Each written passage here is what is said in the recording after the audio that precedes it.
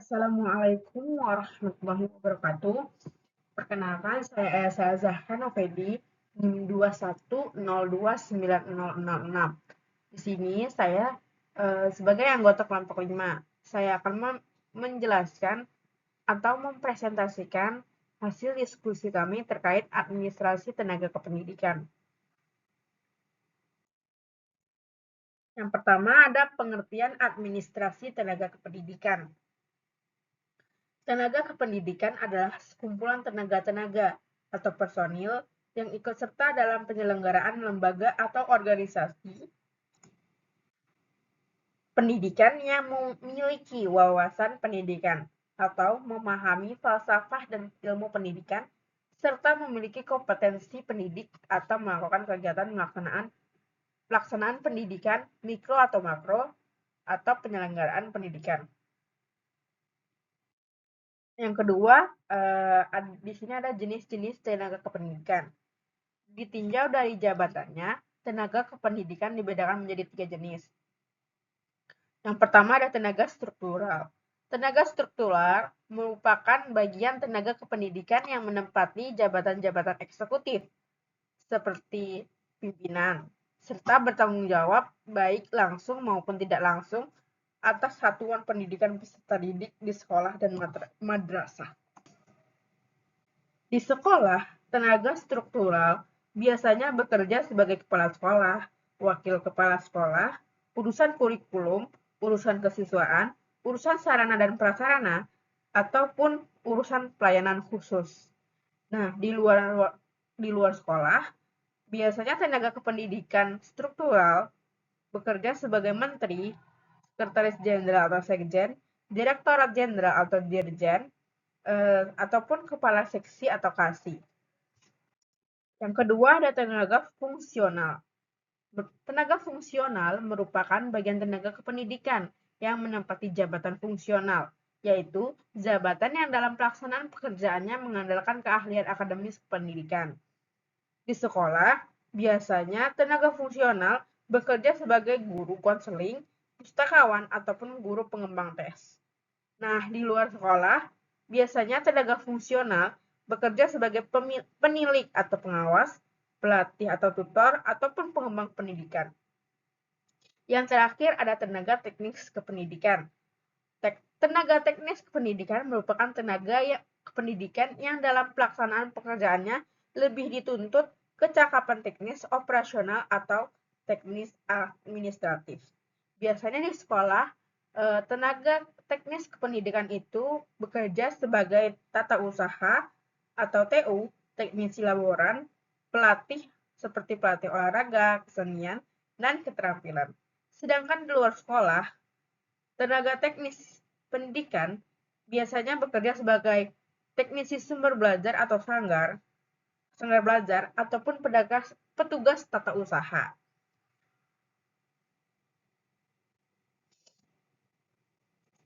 Jenis-jenis tenaga kependidikan menurut Hartati Sukirman dibagi menjadi 6. Yang pertama ada tenaga pendidik. Tenaga pendidik merupakan personil yang ikut serta dalam penyelenggaraan pendidikan di sekolah dan madrasah. Yang kedua ada pengajar. Pengajar adalah personil yang secara legal, profesional, bertugas melaksanakan kegiatan pendidikan di kelas. Pengajar tidak hanya dikonotasikan sebagai pemberi materi pelajaran saja, melainkan utuh sebagai pendidik. Hanya saja pendidikannya dilakukan melalui pengajaran materi pelajaran tertentu. Yang ketiga ada pembimbing. Pembimbing adalah personil yang bertugas melaksanakan kegiatan pendidikan yang khas terhadap aspek bimbingan, yaitu tertuju pada orang-orang yang bermasalah secara psikologis, rohaninya, atau sosial terhadap pembentukan sikap. Nah, yang keempat ada supervisor pendidikan. Supervisor pendidikan adalah personil yang ikut serta bertugas melaksanakan kegiatan pendidikan terhadap para pengajar dan pembimbing dalam melaksanakan profesionalisme tugasnya. Yang kelima ada tenaga administrator pendidikan. Tenaga administrator pendidikan merupakan personil yang bertugas melaksanakan kegiatan pendidikan yang berfokus terhadap pengelolaan penyelenggaraan pendidikan. Personil mesti memiliki wawasan pendidikan yang luas dan kemampuan administratorial pengelolaan penyelenggaraan pendidikan. Kelompok administrator meliputi kegiatan perencana pendidikan profesional, pengembang kurikulum pendidikan, peneliti dan pengembang pendidikan, serta perancang sarana dan media pendidikan. Nah, yang terakhir ada tenaga teknisi pendidikan.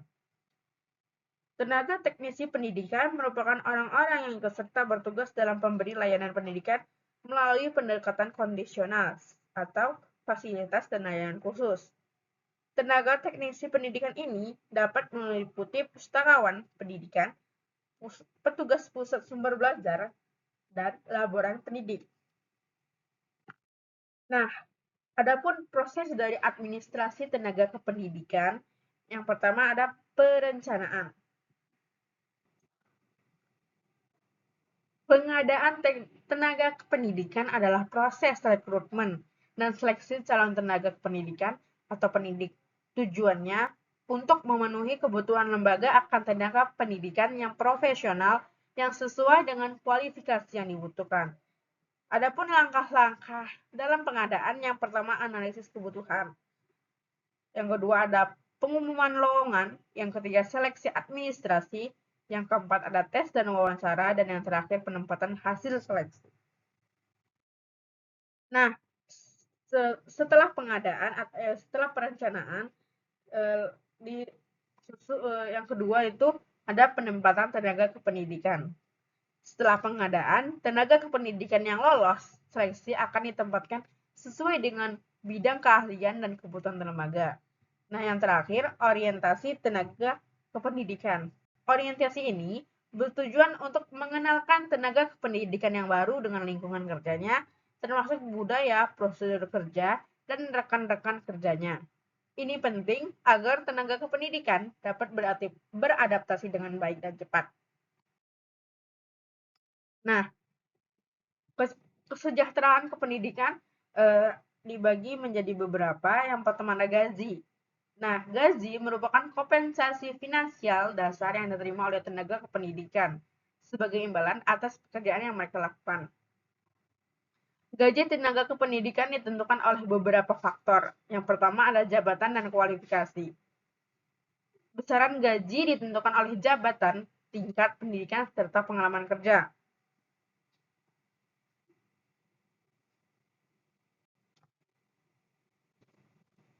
Nah, yang pertama ada status kepegawaian. Gaji juga tergantung pada status kepegawaian. Apakah tenaga kependidikan berstatus PNS atau pegawai negeri sipil atau pegawai honorer. Umumnya, gaji PNS lebih stabil dan jelas dibandingkan tenaga honorer. Yang kedua, ada regulasi pemerintah. Gaji dengan tenaga kependidikan di sektor publik biasanya mengikuti aturan pemerintah atau UU tentang kepegawaian. Yang ketiga ada tunjangan. Selain gaji pokok, tenaga kependidikan juga sering menerima berbagai tunjangan yang dapat meningkatkan kesejahteraan mereka. Jenis tunjangan yang diberikan biasanya tergantung kebijakan lembaga dan peraturan pemerintah. Nah, beberapa tunjangan yang umum diberikan, yang pertama adalah tunjangan fungsional, kinerja, profesi, transportasi dan akomodasi, dan terakhir ada tunjangan kesehatan. Nah, yang kedua dari kesejahteraan tenaga kependidikan yaitu ada penghargaan. Penghargaan merupakan bentuk apresiasi yang diberikan kepada tenaga kependidikan atas pencapaian mereka, baik dalam bidang kerja, pengabdian mereka, ataupun prestasi tertentu. Bentuk-bentuk penghargaan yang diberikan biasanya berupa penghargaan masa kerja, penghargaan kinerja, penghargaan inovasi dan kreativitas, dan penghargaan prestasi akademik. Nah, selain kesejahteraan juga ada cuti. Cuti tenaga kependidikan ialah hak yang diberikan kepada tenaga pendidikan untuk tidak menjalankan tugasnya dalam jangka waktu tertentu. tanpa mengurangi hak-hak lain seperti gaji atau tunjangan. Berikut beberapa jenis cuti yang umumnya berlaku bagi tenaga kependidikan. Yang pertama adalah cuti tahunan. Cuti tahunan ialah jenis cuti yang diberikan kepada tenaga kependidikan setiap tahun dengan jumlah hari yang telah ditentukan. Cuti ini diberikan dengan maksud memberi waktu istirahat kepada tenaga kependidikan agar dapat kembali bekerja dengan kondisi yang fit dan lebih segar.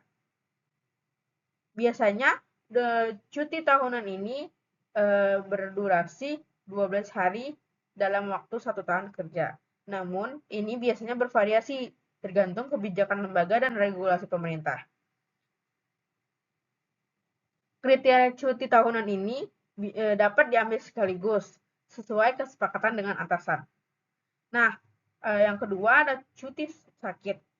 Cuti sakit diberikan kepada tenaga kependidikan yang membutuhkan waktu istirahat karena kondisi kesehatan yang kurang memungkinkan untuk bekerja.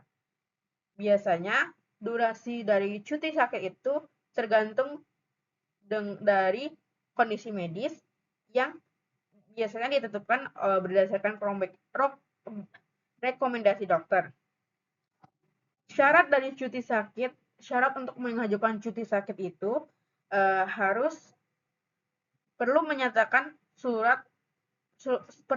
menyertakan surat keterangan dokter untuk mendapatkan cuti sakit, terutama sakit yang melebihi 1 atau 2 hari. Yang ketiga adalah cuti melahirkan. Cuti melahirkan diberikan kepada tenaga kependidikan wanita yang dalam keadaan hamil atau bersiap untuk melahirkan, atau baru saja melahirkan. Nah, biasanya berdasarkan aturan umum tenaga kependidikan, wanita berhak mendapatkan cuti melahirkan selama 3 bulan. Biasanya itu diambil dalam 1 bulan sebelum melahirkan atau 2 bulan setelah melahirkan. Walaupun tenaga kependidikan wanita mengambil cuti melahirkan, mereka tetap digaji penuh setelah melahirkan. Nah, yang keempat ada cuti besar. Cuti besar ini atau cuti jangka panjang ialah jenis cuti yang diberikan kepada tenaga kependidikan setelah mereka bekerja dalam kurun waktu tertentu. Biasanya beberapa tahun untuk keperluan khusus, seperti pengembangan diri, studi lanjut, atau sekedar istirahat panjang. Yang terakhir adalah pembinaan, selanjutnya pembinaan dan pengembangan tenaga pendidikan. Pengembangan kualitas pendidikan tentang tenaga kependidikan adalah tanggung jawab yang bersangkutan dan dapat dilakukan melalui beberapa alternatif. Yang pertama ada pendidikan lanjutan.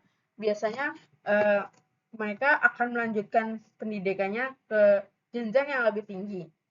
Yang kedua ada program penyegaran, adalah program yang mencakup pelatihan atau lokarya atau studi banding, dimaksudkan untuk memantapkan penguasaan materi di bidang keterampilan yang berkenaan dengan pekerjaan seperti keterampilan bahasa asing, program komputer, keterampilan administrasi, keuangan, serta pengelolaan laboratorium misalkan. Nah, yang ketiga ada magang. Magang ini sesuai dengan keahlian yang diperlukan. Seorang staf penunjang dicangkokkan atau magang di perguruan tinggi atau instansi lainnya. Selanjutnya, peran guru dalam administrasi tenaga pendidikan.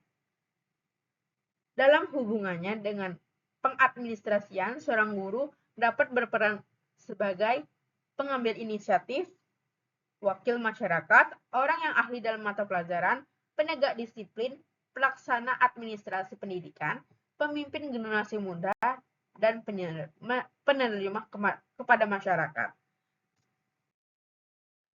Baik, mungkin cukup sekian materi yang bisa saya sampaikan. Mudah-mudahan apa yang saya sampaikan bermanfaat bagi yang semuanya. Saya akhiri, assalamualaikum warahmatullahi wabarakatuh.